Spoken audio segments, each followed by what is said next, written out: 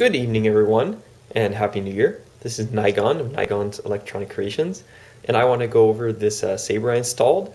This is actually going to be going to my good friend Jimmy. He was kind of wanting a crossguard saber. I needed one to test with, and so now that I'm done with it, I'll be handing it to him. This is basically, as you can tell, a Saber Forge Relic. I did some custom mods to it. Of course, I added what I'd call medium weathering. Like if I zoom in a little here, you can see I used basically aluminum black combined with some filing, sanding, denting, rolling it down my driveway, etc. And I think it gives it like a nice well-used look, and it still gives it the contrast compared to the all black that Saberforge has that weathers. I like this weathering better.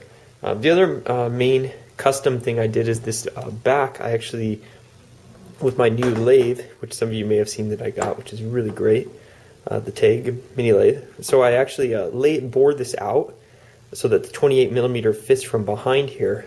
Then I lathed down a piece of aluminum and glued this back to that, and then there's just one set screw on the pommel here that basically holds that aluminum slug in, and that holds the 28mm Railmaster flat speaker in place, and that makes this saber very loud because the speaker has this resonance, and it's just the speaker back here and bouncing around in metal.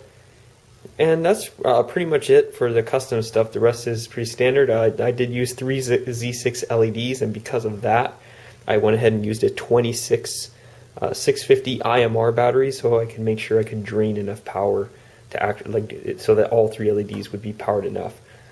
And this is using the X-Saber, so I have color changing for all the blades, as you saw in the release video, and I do have these turned down some, which does save some power, but honestly it doesn't matter. It still draws so much power. This thing, even with the 26 650, does not have a long run time by any means. Alright, so let's just turn it on and go through some of the stuff. So to turn this one on, basically I just have a plug here. Someday I'd like to do something a little fancier so it automatically plugs, but for now this will work. The kill key, is just in here with the SD access is in there. It's pretty easy to get to. So you can just pull that little kill key. The speaker's here, so you missed the boot sound because I didn't plug it in. So I have a long, custom boot sound from the trailer of the new movie.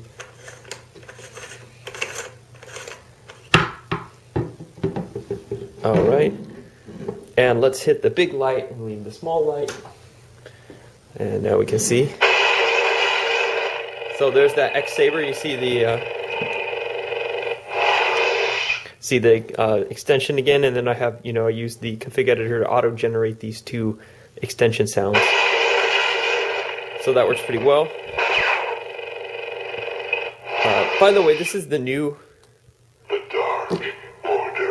Dark Order font, which, gosh, I forget his name on the IRA. I will post it to the comments section of this video. This font is awesome for this saber. This font is it's one of my favorites now. For a crossguard saber, you can't beat this font. And we'll just change the color here. So I got purple, you can see.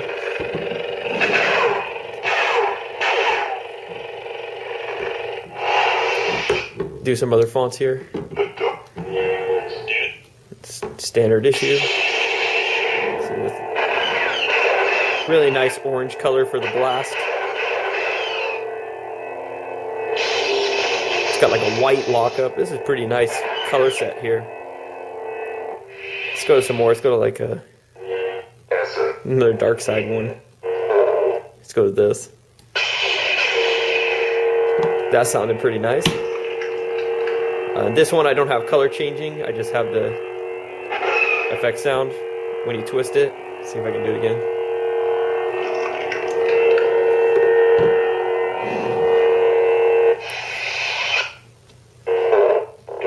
Then I've got this one, another dark one. So it's got like a kind of a golden orange. It's probably a little more golden than it should be for a Sith, but I like the color. And you got some goes back to red. Thought it went to a dark orange, but it goes to red. Back to that golden orange. It's another dark side font. Not sure what I got on here. Ooh, kind of a greeny orange. This is one thing you can probably, yeah, you definitely can tell the colors are slightly off here. You do have to, because I'm turning the drive down on these, you do have to do some work to get all three colors to match. But it's not a big deal. Obviously, if you turn this drive up all the way, it'll match completely, but then of course it'll just be wasting power like crazy. So it's kind of like a trade-off there. Let's see what I got here.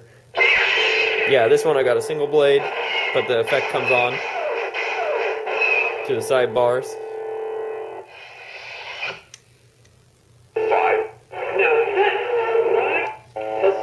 This one's pretty fun with the double extension. Yep, there's double extension.